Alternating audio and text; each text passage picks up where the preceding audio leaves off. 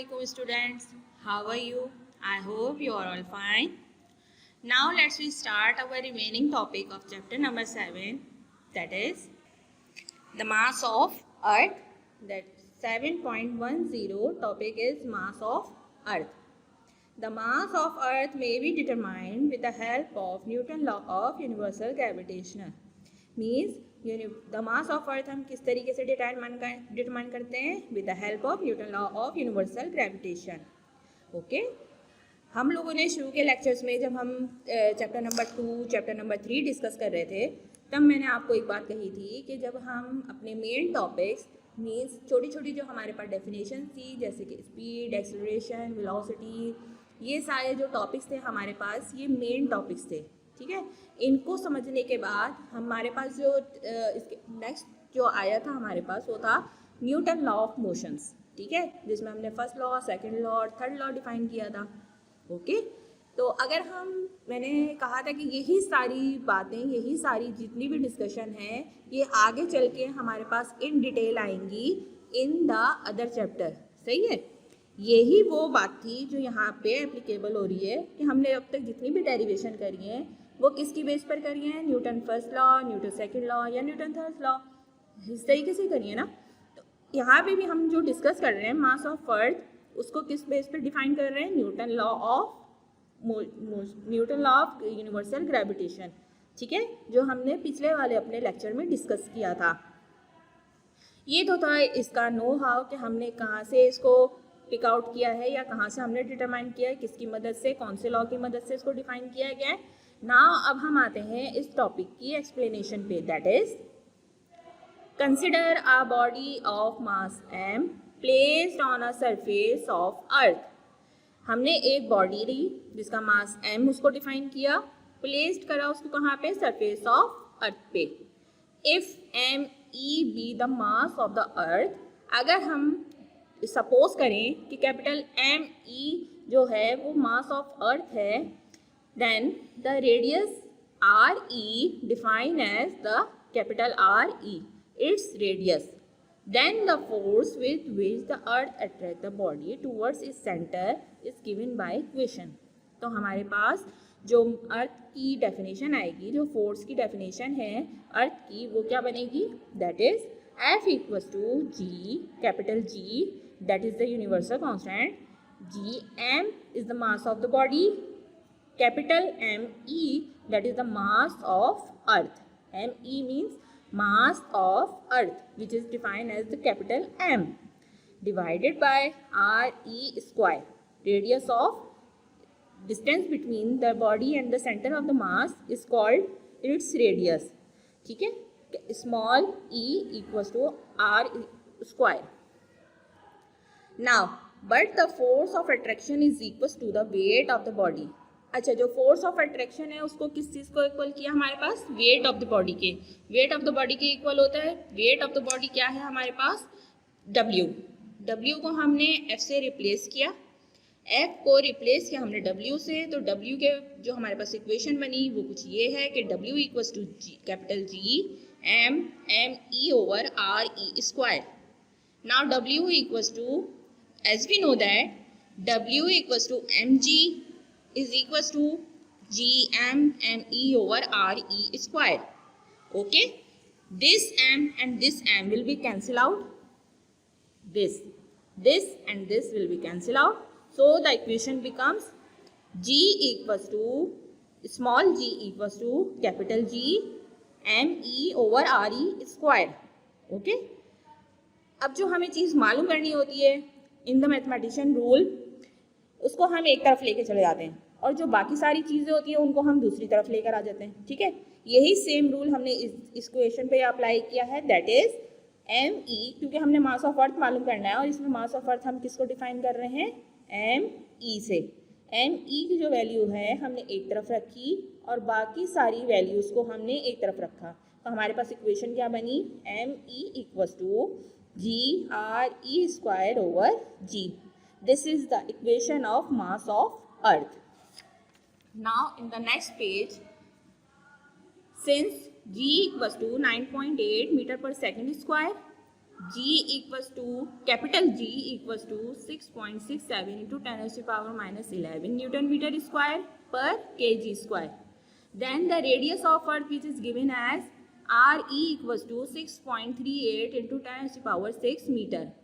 अब इन तीनों वैल्यूज को जब हम पुट करेंगे in our above equation, so we get after substituting these value in above equation we find the mass of earth, that is 5.98 into 10 raised to power 24 kg. Okay, in the mathematics rule जब हम इसको round off करेंगे, this value will be round off, then becomes into 6. ME equals to 6 into 10 raised to power 24 kg. Okay, आपके पास जो मास of earth in the values आएगा वो आएगा आपके पास 6 into 10 raised to power 24 kg. In equation, in the terms of equation हमारे पास किस base पे आया था कि ME equals to RE square over G, ये हमारे पास आया था इन the terms of equation. And in the terms of value the mass of earth is equals to 6 into 10 raised to power 24 kg. Okay, यहाँ पे जो इस टॉपिक का सवाल है वो ये है कि determine the mass of earth. Okay, इस टॉपिक का जो सवाल बनता है वो ये है determine the mass of earth. So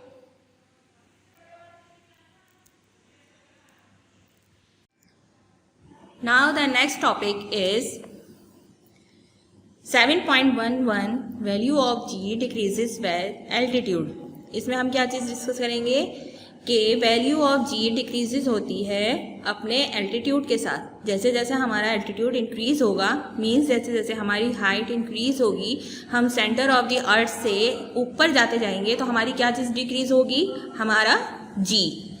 G क्या है हमारे पास, एक्सेलरेशन ड्यू टू ग्रेविटी.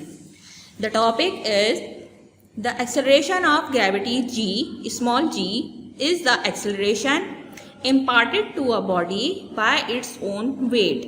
किसके ऊपर डिपेंड करता है, बॉडी का वेट के ऊपर. ठीक है, किसके ऊपर इम्पार्टेड करता है, बॉडी ऑफ वेट के ऊपर. Now the explanation of this topic is consider a body of mass m. वही मास ऑफ द बॉडी हमने क्या चीज़ कंसीडर करी है, small m, on surface of earth.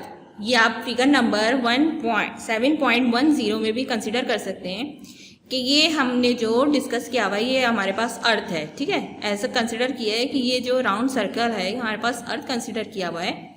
इसका जो सेंटर पॉइंट है वो ये है, जबकि सेंटर पॉइंट से हमने जो मास बॉडी का रखा है वो स्मॉल m. यहाँ से सेंटर ऑफ रेडियस से, सेंटर ऑफ द सर्कल से मास ऑफ द बॉडी तक का जो फासला है, जो डिस्टेंस है, उसको हमने किस में डिफाइन किया है, r में. ठीक है, और जो फोर्स इसके ऊपर एक्सर्ट होगी उसको हमने किस चीज़ से डिफाइन किया है, w से. फोर्स को किस चीज़ में कन्वर्ट करेंगे हम, अगेन w में, वेट में. In the terms of force in the terms of define करेंगे in the terms of weight. Okay, now the gravitational force of attraction between the body and earth is equals to the weight of the body. Same वही wording है जो मैंने अभी आपको figure के जरिए समझाई है, वही ऊपर गिवन है. ओके, एक्सप्लेनेशन आपकी कहाँ से शुरू है, यहाँ से, कंसिडर से. कंसिडर से आपकी एक्सप्लेनेशन शुरू है. एक्सप्लेनेशन की हेडिंग डालेंगे और यहाँ से आप अपनी जो डेरिवेशन है वो स्टार्ट कर देंगे. आगे चलिए, इक्वेशन वही Newton law of motion gravitational constant के जरिए F equals to W. F को किस में कन्वर्ट किया, W में. W इक्वल्स टू किसके बराबर है, G, capital G, small m, capital M E, that is the mass of earth, and divided by R, which is the radius of the earth. ठीक है, the distance between the centre of the circle from the mass of the earth. ठीक है, mass of the body, radius, distance between the centre of the earth to the body, which is called radius, r square. W converts in terms of mg, small m and small g.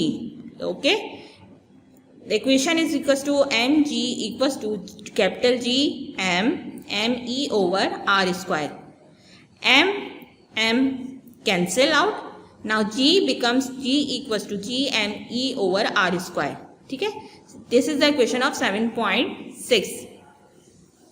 Since G and ME are constant, the acceleration of gravity G decreases with increasing distance R from the center of Earth.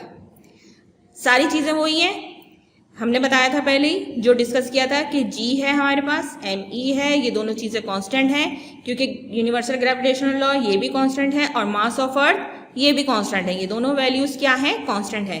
But जो decrease और increase इनका फ़र्क है वो क्या है हमारे पास, small g, क्योंकि हमने यही बात डिस्कस करी है कि जैसे जैसे हमारी हाइट में, हमारे एल्टीट्यूड में इजाफा होता रहता है तो हमारा जो g है, जो एक्सेलरेशन ड्यू टू ग्रेविटी है, वो डिक्रीज होता रहता है. ओके, तो हमने जो डिस्कस किया कि डिस्टेंस r किससे डिफाइन किया गया, हम इस डिस्टेंस को किस चीज़ से डिफाइन कर रहे हैं, कौन सी वैल्यू से डिफाइन कर रहे हैं, r से, कि जैसे जैसे हमारा r बढ़ेगा हमारा g डिक्रीज होता जाएगा. ठीक है, अब यही बात हमने in terms of upper equation that is g is directly proportional to 1/r e square. इस टर्म की उससे देखा जाए तो ये क्या कहता है कि आपके पास जो स्मॉल g है वो बढ़ेगा जब हमारा रेडियस कम होगा. सेम एज इट इज़ यही बात हम अदर वर्ड्स कह सकते हैं कि जब हमारा रेडियस बढ़ेगा तो हमारे पास क्या चीज़ कम होता जाएगा, g. The g at any point above the surface of earth will vary inversely as the square of the distance from that point to its center. जो मैंने अभी आप बात कही है वो यही बात डिफाइन कर रहा है कि g आपका किसी भी सरफेस पे वेरी होगा तो वो किसके इन्वर्सली स्क्वायर होगा, रेडियस के. If the body is moved up to h distance from the surface of earth, the acceleration due to gravity at that point is. अब हम क्या चीज़ डिस्कस कर रहे हैं, अब जो हमारी टर्म है ये जो 7.6 थी इसको हम किस चीज़ में, इन टर्म्स ऑफ हाइट में लेकर आ रहे हैं. अब हम जो अपनी डेफिनेशन बता रहे थे, डेफिनेशन को हम किस तरह डिफाइन करेंगे in the mathematical situation, that is g of h, मतलब g in terms of height में लिया जा रहा है, h is the height, g of h is equal to g capital ME divided by r के साथ हमने कौन सा वर्ड जोड़ा है, h का. क्यों जोड़ा है, क्योंकि रेडियस के साथ हम किस चीज़ को डिस्कस कर रहे हैं, h को. r का जो काम है वो सिर्फ यहाँ से लेके मास ऑफ द बॉडी तक का है. इससे जब हम ऊपर लेके जाएंगे अपनी बॉडी को तो वो क्या चीज़ है हमारे पास, h. तो इस r के साथ ये वाला h जो है वो एडिशन फॉर्म में आएगा. ठीक है, यहाँ से हम अपनी बॉडी को अप मूव करवा रहे हैं. ठीक है, ये r तो एज इट इज है, इसके बाद का जो डिस्टेंस होगा वो हम किस चीज में लेकर आ रहे हैं, in the form of h. So the above equation will becomes g of h equals to GME over r plus h का होल स्क्वायर. क्योंकि अब ये दो टर्म है तो इसके ऊपर हमने होल स्क्वायर लगाया है. जो काम हमारा r के साथ होगा वही हमारे पास जो चीज़ आएगी वो h के साथ होगी, तो दोनों के ऊपर ये वाला स्क्वायर आएगा. Okay, now divide equation 7.7 by 7.6. जो ऊपर 7.6 की इक्वेशन थी इन दोनों को हम आपस में डिवाइड करेंगे. ये साइन जो है वो डिवाइड का है. ओके, ये प्लस का साइन नहीं है, ये डिवाइड का साइन है. GH यही वाला और ये स्मॉल g हमारा 7.6 वाला. ठीक है, दोनों को डिवाइड करेंगे तो यही फॉर्म आएगी. इक्वल्स टू के बाद जो सिचुएशन बनेगी वो ये है GME over r plus h का स्क्वायर 7.7 डिवाइड का साइन क्योंकि डिवाइड कर रहे हैं हम. उसके बाद 7.6 क्या है हमारे पास, GME over r square. Okay, इसको अगर हम दूसरे टर्म्स में लिखें इजी वाली फॉर्म में तो हमने यही बात कही है कि GME over r plus h का स्क्वायर. ओके, इसके बाद GME ओवर r स्क्वायर. ये दोनों चीज़ें आ गई सेम एज इट इज. इसको किस में लिखा गया है बुक में, इस टर्म में. अब जब हम नीचे से ऊपर वैल्यूज लेकर आएंगे, इसको जब हम नीचे से ऊपर इसको मल्टीप्लायर फॉर्म में लेकर आएंगे तो हमारे पास r ऊपर चला जाएगा और GME हमारे पास नीचे आ जाएगा. यही काम हमने यहाँ पे किया है कि GME r प्लस h का स्क्वायर एज इट इज, लेकिन ये वैल्यू पलट जाएगी और ये साइन किस में चेंज हो जाएगी, मल्टीप्लायर में, r स्क्वायर ओवर GME. इस GME से ये दोनों कैंसिल आउट. ये दोनों कैंसिल आउट, हमारे पास जो वैल्यू बची वो क्या है, R square over R plus H का होल स्क्वायर। ये दोनों वैल्यूज हमारे पास बची जब हमने ये दोनों चीज़ें कैंसिल आउट कर दी। इसके बाद हम लोग जब अपनी ओरिजिनल पोजीशन पे इस चीज़ को लेकर आएंगे तो हमारे पास ये चीज़ दोबारा नीचे आ जाएगी और ये वाली चीज़ हमारे पास एज इट इज़ आ जाएगी। ये जो चीज़ है ये सब समझाने के लिए कर रखी है। ओरिजिनल पोजीशन क्या है हमारी इक्वेशन की, वो यही है कि 1 ओवर आर प्लस एच का whole square over R square. ठीक है, इसको हम सॉल्व करेंगे a प्लस बी का होल स्क्वायर से। जब हम इसको a प्लस बी के होल स्क्वायर से सॉल्व करेंगे तो हमारे पास ये इक्वेशन आएगी, r प्लस एच का whole square is equal to R square plus 2rh plus H square. इसी चीज़ को हम जब इधर पुट करेंगे तो जो आर स्क्वायर की वैल्यू है वो कैंसिल आउट हो जाएगी, इसमें से एक आर स्क्वायर से कैंसिल हो जाएगा और बाकी चीज़ें एज इट इज़। तो इक्वेशन ये वाली बनेगी, that is 1 over 1 plus 2h over r plus H square over R square. Same as it is रहेगा। जब ये आप अपने जर्नल में करेंगे तो आपको समझ में आ जाएगा। इस चीज़ को आप खोलेंगे a plus B whole square से, कैंसिल आउट करेंगे, आर स्क्वायर हर उसके साथ आएगा, उस हर वर्डिंग के साथ आएगा, और जिसमें आर स्क्वायर कैंसिल होना होगा वो आप उसको कैंसिल करके आपके पास जो फाइनल वैल्यू आएगी वो कुछ ये वाली आएगी।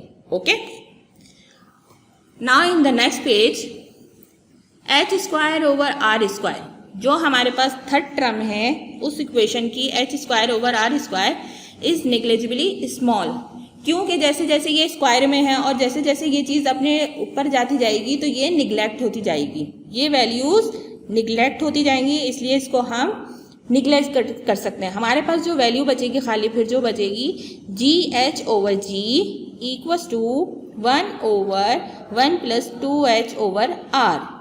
ठीक है, जब हम इसको डिवीजन में जब हम इसको ऊपर लेकर आएंगे तो इसकी पावर इन्वर्स में हो जाएगी।